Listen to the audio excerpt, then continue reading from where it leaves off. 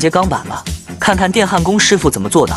在钢板连接处画上记号，用切割机切割开，再把钢板打磨出斜度，然后拿一个弯曲的铁放在2个铁片中间，再焊一下铁片2端，再切割一下，然后缝隙用点焊的方式从上到下焊好，用铁镐和拿钢丝刷把焊渣刷干净，再用打磨机把焊接处打磨一下，然后用左右晃动的方式进行焊接。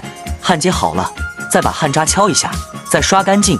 下一步用8字形打圈进行焊接。这样的焊接方式你们见过吗？